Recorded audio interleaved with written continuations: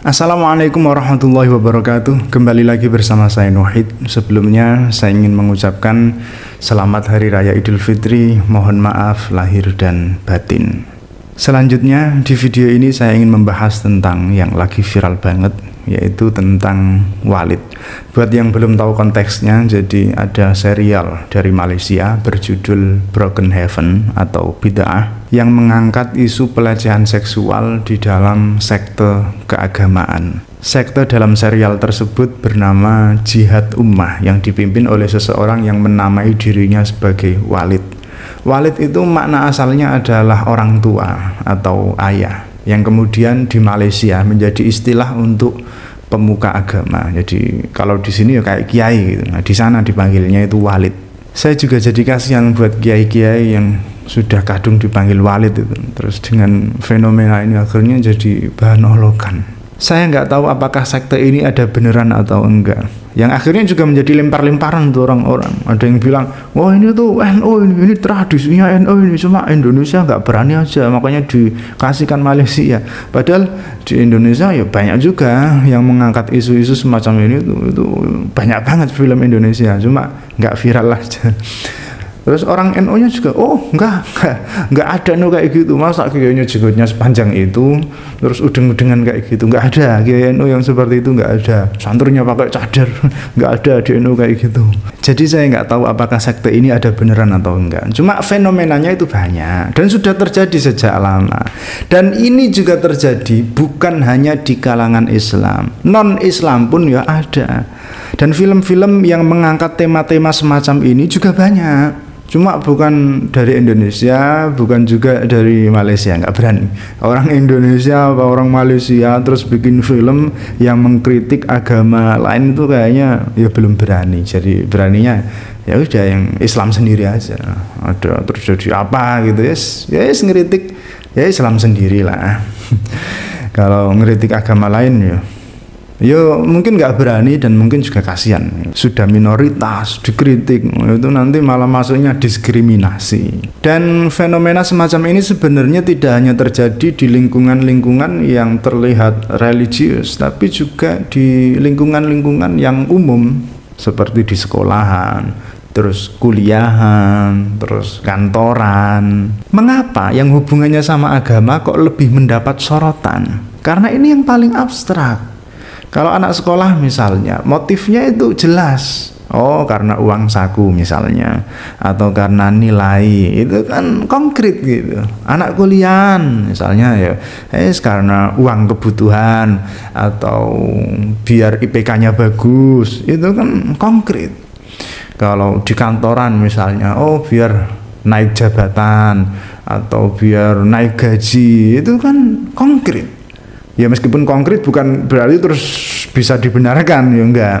Nah di agama itu kan iming-imingnya surga. Surga itu kan abstrak gitu. Dan anehnya adalah itu tidak sesuai dengan tuntunan agama. Mungkin karena itu makanya serial ini dinamai dengan Broken Heaven, yang artinya rusaknya surga atau surga yang rusak. Yang juga ada judul lainnya yaitu Bid'ah, yang berarti penyimpangan syariat.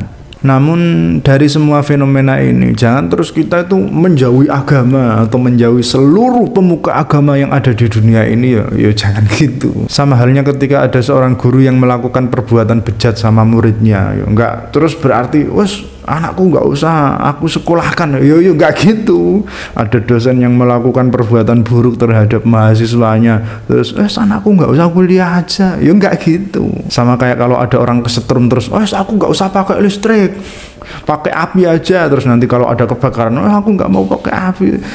Jadi repot sendiri. Terus gimana? Yang sudah terlanjur jadilah kritis, lawan. Yang belum waspada, hati-hati. Beberapa hal yang bisa menjadi pertimbangan sebelum bergabung di komunitas keagamaan. Yang pertama adalah ajakan pada Allah dan Rasul-Nya. Belajar pada mursyid itu nggak apa-apa.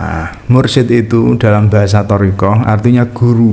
Guru yang membimbing seseorang untuk menuju Allah.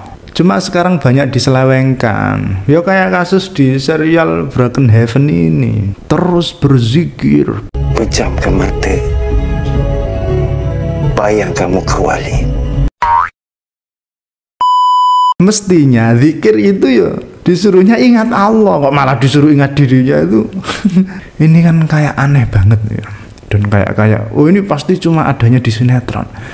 Tapi ada loh yang lebih aneh di kehidupan nyata itu. Jadi pernah ada statement, kalau kamu lagi jima, bayangkan wajah gurumu, biar ketularan pinternya, ketularan alimnya.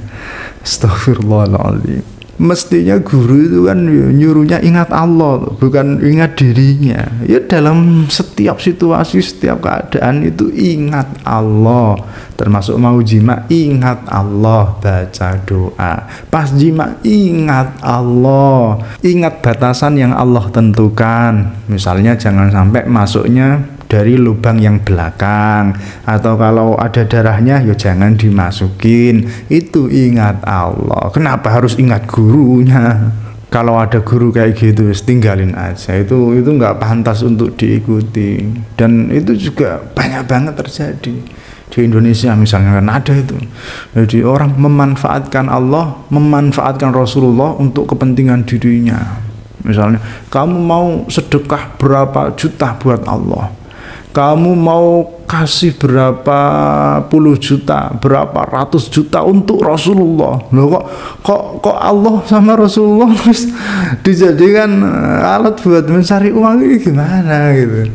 Ya kalau mau minta ya langsung aja, siapa yang mau kasih saya ya terang-terangan gitu loh, nggak terus siapa yang mau kasih Allah. Kok uangnya dikasihkan ke dirinya, ini kan gimana? Harusnya ya kita mengajak menuju Allah, menuju Rasulullah, bukan Allah sama Rasulnya dijadikan alat agar orang-orang ini menuju pada diri kita. Ini nggak boleh. Yang kedua, sanad keilmuan. Sanad keilmuan itu sangat penting. Kalau nggak ada sanad, itu orang ngomong seenaknya. Tapi sanad keilmuan nggak terus berarti silsilah nama-nama yang dipajang ya, di print besar terus dikasih figura, dipajang di dinding-dinding. Bukan itu. Kalau itu ya gampang aja dipalsukan. Kayak ada itu orang yang baca Fatihahnya ugal-ugalan, pokoknya berantakan. Terus beliau bilang, ini ana dapatkan dari guru ana dari gurunya, gurunya dari gurunya, ada sanadnya, ada ijazahnya. Terus dengan pedenya beliau bilang, bacaan ana tadi, Fatihah ana tadi, yaitu bacaannya Rasulullah. Nah yang bilang gitu itu orang yang sama, yang baca Arab itu dari kiri ke kanan. Maksudnya siapa gurunya yang mengajarkan baca Arab kok dari kiri ke kanan? Terus gimana dong? Ya lihat saja saat ngaji beliau nyebut gurunya atau enggak.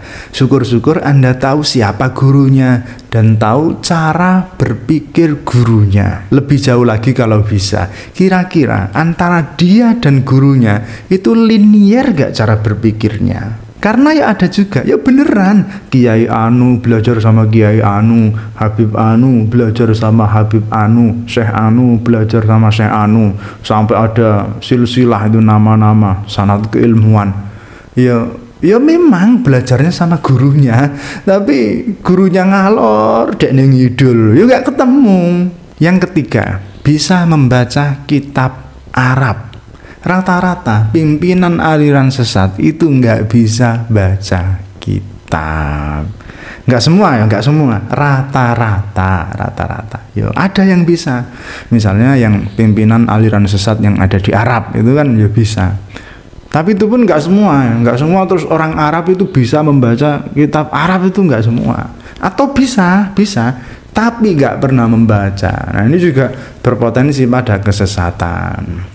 Ada anak pondok itu belajar kitab, pinter baca kitabnya, tapi nggak pernah baca, yang didengerin yang aneh-aneh, akhirnya ya sesat. Ya sama kayak kamu bisa baca buku bahasa Indonesia, ya, bahasa Indonesia kan bisa baca, tapi kan nggak pernah baca, ya sama aja itu. Tapi lebih parah lagi kalau nggak bisa membaca.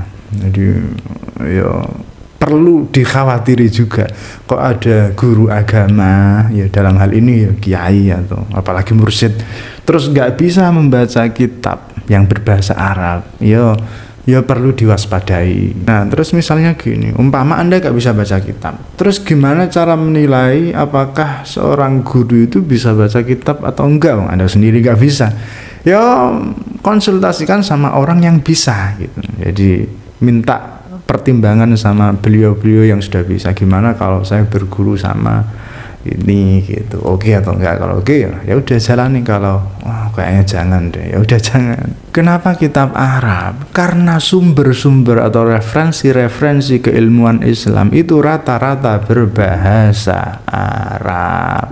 Bahkan yang sumber paling utamanya yaitu Quran dan hadis itu juga bahasa Arab. Tapi kan sekarang sudah ada terjemahan, Al-Quran sudah ada terjemahnya, Sahih Bukhari sudah ada terjemahnya, Sahih Muslim sudah ada terjemahnya, kitab-kitab fikih sudah ada terjemahnya. Ya kalau kamu sebagai konsumen ya nggak apa-apa. Tapi kalau itu adalah seorang guru, seorang kiai, ya perlu diwaspadai. Malah ada itu orang sampai anti Arab, astagfirullah. Orang kok bisa anti Arab itu? Orang Islam terus anti Arab. Astagfirullah. Ya untungnya dia sholatnya masih pakai bahasa Arab. Alhamdulillah. Ya bisa baca Quran juga, alhamdulillah.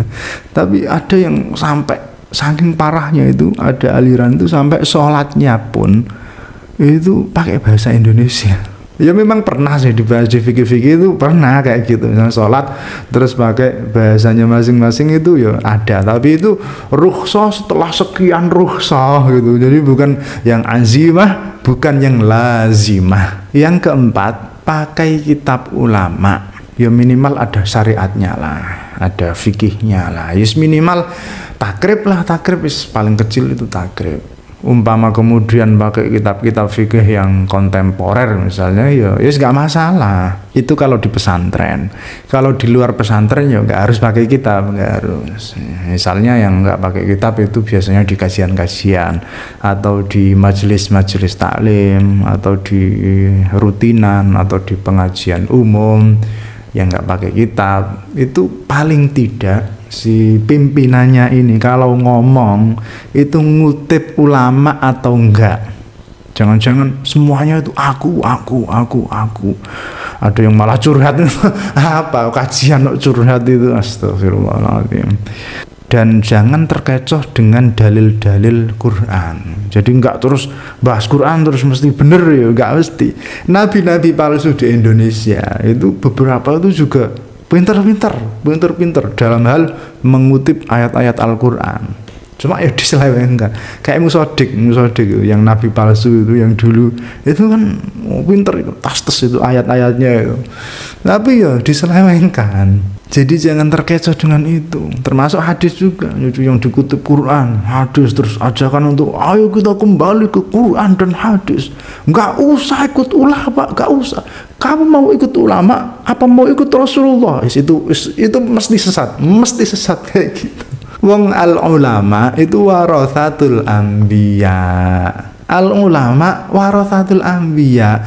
Kalau kamu ikut nabi, kamu kan nggak pernah ketemu nabi, ya lewat ulama. Kok langsung Rasulullah, nggak pernah ketemu Rasulullah kok terus memahami hadis dengan pemahamanmu, itu kan berarti ya bukan ikut ulama, bukan ikut Rasulullah, tapi ikut kamu gitu. Jadi memang banyak banget penyelewengan ayat-ayat, hadis-hadis itu diselewengkan, dipahami dengan rasa. Akhirnya judulnya ngaji rasa. Pengen rasa ya aja ngaji. Minum kuku Bima Energy rasa. Pokoknya kalau ada ngaji rasa, mending tinggalin aja. Ngaji nggak ada syariat-syariatnya. Rasa tuh. Itu mending ditinggalin aja. Yang dibahas itu hakikat, kayak ngerti-ngerti ya. Dan biasanya orang yang melabeli dirinya dengan ngaji rasa itu dianggap oleh pengikutnya itu ilmunya tinggi. Ngaji rasa itu kayak dan di Indonesia itu banyak banget ngaji rasa dianggap tinggi banget, ngomong sak karepe udel ya. Kan pernah ada tuh di Indonesia itu aliran sesat yang mengajarkan sholat tanpa busana. Itu kan ya pakainya rasa. Jadi kita ini nggak boleh ketergantungan dengan duniawi. Kita nggak boleh ketergantungan dengan makhluk. Akhirnya sholatnya nggak pakai pakaian, telanjang bulat. Ini apa-apaan? Itu kan ajaran jahiliyah. Cirinya orang jahiliyah itu kalau beragama itu pakainya akal-akalan, pakainya rasa tok. Baru-baru ini juga ada itu yang aliran ngaji rasa, yang dulunya pesulap terus jadi guru ngaji, tapi ngajinya ngaji rasa. Bilang Hajar Aswad itu seperti kelamin ibu, kemaluan ibu, karena kita terlahir dari Siti Hajar atau dari ibu. Astagfirullahaladzim.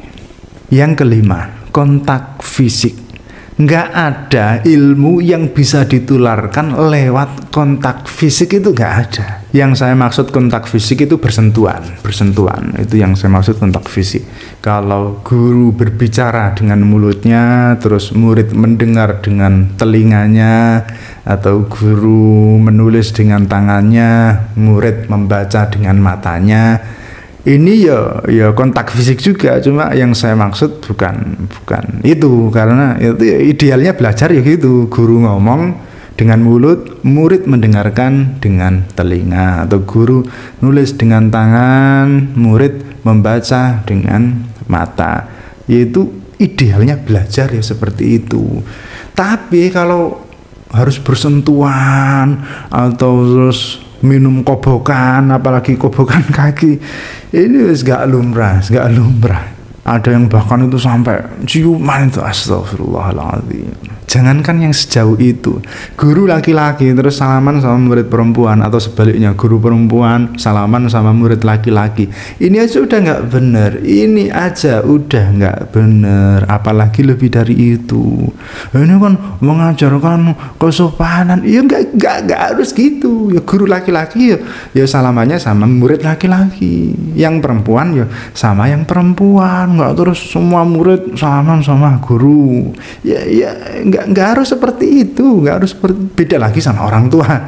Ya, setiap anak harus salaman sama ayah dan ibunya, itu nggak apa-apa, wong ibunya kok. Anak perempuan sama ayahnya ya nggak apa-apa, wong ayahnya loh. Nah kalau kamu guru yang bukan ayahnya gitu, terus ada murid perempuan, ya nggak usah salaman. Sekarang itu aneh gitu. Jadi anak kecil, anak kelas 1 SD atau 1 MI, bahkan sebelum itu TK, bahkan PAUD itu sudah diajarkan pakai kerudung. Ya bagus, nggak masalah, biar terbiasa. Tapi kenapa malah disuruh salaman sama guru yang laki-laki ini? Kan kenapa nggak sekalian diajarkan bahwa bersentuhan dengan lawan jenis itu nggak boleh, termasuk dengan guru? Kenapa nggak sekalian? Kenapa cuma pakai kerudungnya toh? Padahal ini juga penting loh. Tapi aman lah insya Allah, karena guru PAUD itu kan perempuan, guru TK ya rata-rata perempuan. Sekarang guru SD, guru MI itu juga rata-rata perempuan. Jadi perempuan itu ya kalau mau uyel-uyel, mau salaman, mau mencium si anak juga ya kayaknya wajar-wajar aja sih. Tapi kalau guru laki-laki mending jangan. Nanti kamu dituduh pedofil. Yang keenam, tatapan mata. Tatapan mata itu maksudnya pandangan, bukan matanya ditatap-tatapin, bukan. Ya, pandangan mata. Guru ngelihat murid itu nggak masalah. Guru laki-laki ngajar murid perempuan, nggak harus terus pakai tabir atau gurunya merem, nggak harus. Boleh ngelihat, boleh. Yang penting nggak terus dengan tatapan yang sange gitu, apalagi yang nggak boleh. Dan kalau ada guru kayak gitu, mending langsung tinggalin, berbahaya. Hal-hal semacam ini sekarang itu sudah masuk ke pelecehan seksual, nggak cuma yang catcalling tapi yang melihat itu sudah bisa masuk pelecehan seksual dan bisa dilaporkan, bisa dipenjara juga gitu. Jadi hati-hati aja, terutama yang jelek. Ya memang agak bias juga sih, makanya harus hati-hati banget. Dan sejak semula Al-Quran sudah mewanti-wanti, kullil mu'minina yahuddu min absarihim, katakan kepada orang-orang mukmin agar menundukkan sebagian pandangannya. Kenapa kok sebagian? Kenapa kok ada minnya, min absarihim? Karena nggak mungkin terus kita merem tok, kan nggak mungkin, atau nunduk kan nggak mungkin. Ya susah kalau gitu. Makanya ya jaga jaga pandangan, nggak harus terus berem atau nunduk, nggak ya, tapi ya dijaga, jangan sampai melihat cewek terus lama gitu ya jangan. Dan ini juga berlaku buat perempuan. Biasanya Al-Quran itu pakainya sighah taglib. Jadi kalau ada dhamir pakainya muzakkar, itu muannasnya ngikut. Nah ini namanya sighah taglib. Nah di sini itu enggak, perempuannya juga disebutkan, wa qul lil mu'minati yaghdudna min absarihin. Yang ketujuh, ucapan.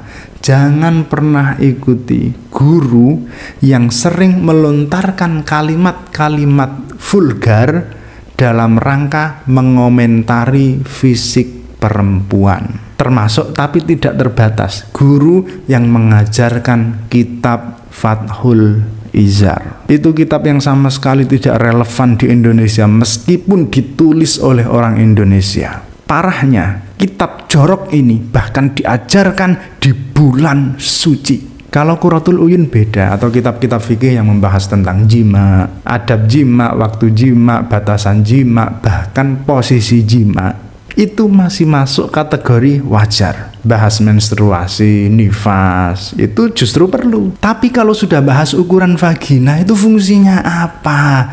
Bahas jembut barang itu manfaatnya apa? Apalagi itu dihubungkan dengan sesuatu yang terlihat sehari-hari, seperti bentuk alis atau bentuk bibir.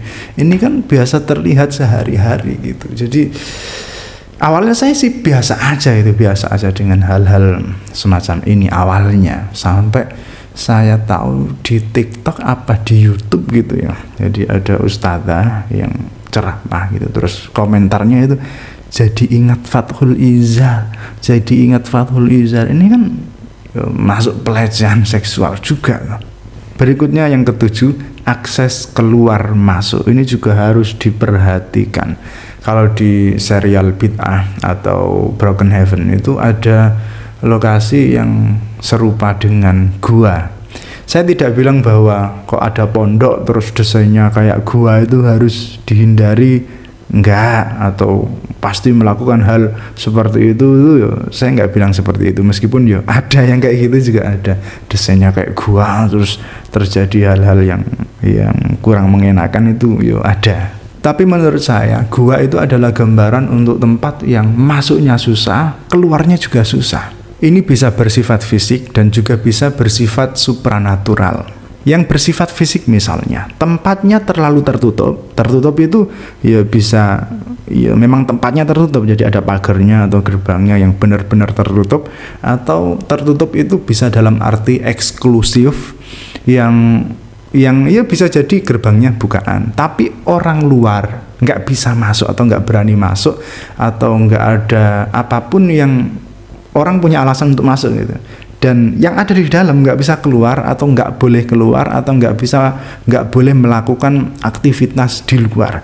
Ini ya agak bahaya, karena kalau terjadi apa-apa, orang yang ada di luar nggak bisa bantu. Kok bantu? Wong tahu aja mungkin nggak, wong tertutup, atau ya tadi eksklusif, itu terlalu eksklusif sehingga orang luar nggak bisa bantu kalau ada apa-apa. Yang di dalam juga nggak bisa lari. Nah yang lebih ngeri itu yang bersifat supranatural. Jadi kayak semacam pengikutnya itu dicuci otak apa digendam gitu, yang hatinya itu pengen lari tapi fisiknya nggak berkutik. Yang kayak gitu juga ada. Makanya untuk menghindari itu, kalau cari guru itu yang normal-normal aja, nggak usah yang sakti-sakti atau yang pandai kanuragan atau yang jaduk-jaduk itu. Ngawatiri, mending normal-normal aja. Ini sudah bukan zamannya kayak gitu, jadi cari yang normal. Yang kedelapan, komunikasi. Yang saya maksud komunikasi di sini adalah komunikasi dengan orang luar, khususnya orang tua. Kok ada guru yang melarang muridnya berkomunikasi dengan orang luar, apalagi orang tuanya? Wis itu mending dihindari. Karena kalau terjadi apa-apa, terus kita nggak bisa berkomunikasi dengan orang luar, terus mau lapor siapa? Apalagi kalau sama orang tua, terus dibatasi, disambang nggak boleh, nelpon nggak boleh, nah, itu parah sih. Anak mondok terus jarang komunikasi sama orang tua, yang ditakutkan adalah nantinya itu jauh sama orang tua, nggak ada ikatan batinnya, atau bahkan sampai nggak ada kepedulian dengan orang tua. Makanya santri-santri saya itu kalau malam Jumat, hari Jumat itu saya cekeli HP. Hal pertama yang harus dilakukan adalah menghubungi orang tua, ya ibunya, ya bapaknya. Kadang anak itu beraninya cuma nelpon ibunya, sama bapaknya itu nggak berani, entah kenapa. Wong anak ngomong sama bapaknya sendiri loh nggak berani. Kadang sampai saya paksa, ayo telepon bapakmu, ngomong sama bapakmu. Karena saya sebagai bapak, ya meskipun anak saya sekarang masih kecil-kecil, cuma saya membayangkan kalau anak saya terus sudah mondok itu, saya belum siap, terus putus komunikasi itu gimana, kayak nggak siap gitu. Kalau nelpon cuma sama ibunya itu ya sedih juga gitu. Tapi sebagai bapak harusnya juga menyadari, jangan-jangan anak itu nggak berani ngomong sama bapaknya, itu karena bapaknya sendiri yang memberikan sekat, memberi takbir antara dia dengan anaknya, sehingga anak nggak berani ngomong sama bapaknya. Melihat fenomena semacam itu, makanya saya itu yapoh-yapoh itu ngobrol sama anak, ngobrol terus. Bahkan sejak anak saya belum bisa ngomong itu sudah saya ajak ngobrol, macam-macam urusan, macam-macam saya ajak ngobrol terus, biar terbiasa gitu ngomong sama bapaknya, sehingga saat dewasa nanti itu nggak ada ketakutan untuk ngomong sama bapaknya, nggak harus lewat ibunya dulu. Kadang anak itu ngomong sama bapaknya itu lewat ibunya, begitu pula bapaknya mau ngomong sama anaknya itu ya lewat ibunya. Ini kan aneh gitu. Kenapa jadi curhat ya? Oh iya, kemudian kita sebagai orang lain itu juga harus hati-hati dengan setiap informasi. Kadang tuduhan dan fitnah itu sulit terbendung. Tentu kita tahu ceritanya Nabi Yusuf. Nabi Yusuf itu pernah dituduh melecehkan Imra'atul Aziz, yaitu wastabaqal baba wa qaddat qamisahu min duburi wa alfaya sayyidaha ladal bab. Terus kata Imra'atul Aziznya, qalat ma jazaa'u man arada bi ahlika su'an illa ay yusjana aw 'adzabun alim. Akhirnya yang dipenjara siapa? Ya Nabi Yusufnya. Begitu pula ceritanya Syekh Jurayj. Ini juga cerita yang lumayan populer. Jadi Syekh Jurayj itu pernah tiba-tiba ada wanita hamil terus ngaku-ngaku bahwa anak yang dikandungnya itu adalah anaknya Jurayj. Ya kata Jurayj, loh kok bisa? Wong saya nyentuh aja nggak pernah kok dia hamil anak saya, di gimana ceritanya? Ini bukan bahas Ridwan Kamil loh ya. Tapi ini memang terjadi di mana saja, ya di Indonesia, ya di Arab, ya di Barat. Kalau ada wanita mengadu itu langsung didengarkan, bahkan langsung dibela mati-matian, langsung dianggap sebagai kebenaran. Terus pembelaan pria itu nggak digubris. Mungkin karena itu akhirnya terus ya laki-laki tidak bercerita. Karena kalau cerita juga nggak didengarkan. Sekali cerita masalah. Di awal-awal surah Yusuf itu kan ada cerita Nabi Yusuf mimpi. Terus mimpi itu diceritakan pada ayahnya. Apa yang ayahnya katakan? Ya bunayya la taqsus ru'yaka ala ikhwatika fayakidu laka kaida. Dan di kasus tuduhan pelecehan Imra'atul Aziz tadi itu juga Nabi Yusuf enggak terus diem enggak, ya ada pembelaan juga. Bahkan beliau juga mendatangkan saksi ahli yang bahkan itu dari keluarga Imra'atul Aziz. Qalat hiya rawadatni an nafsi wa syahida syahidum min ahliha in kana qamisuhu qudda min qubulin fasadaqat wa huwa minal kadhibin wa in kana qamisuhu qudda min duburin fakadzabat wa huwa minas shadiqin. Dan terbukti falamma ra'a qamisahu qudda min duburin qala innahu min kaidikun inna kaidakun 'azim. Tapi ujung-ujungnya ya tetap masuk penjara juga, bukan karena salah tapi karena ngalah. Qala rabbis sijnu ahabbu ilayya mimma yad'unani ilayhi wa illa tasrif anni kaidahunna asbu ilayhinna wa akum minal jahidin.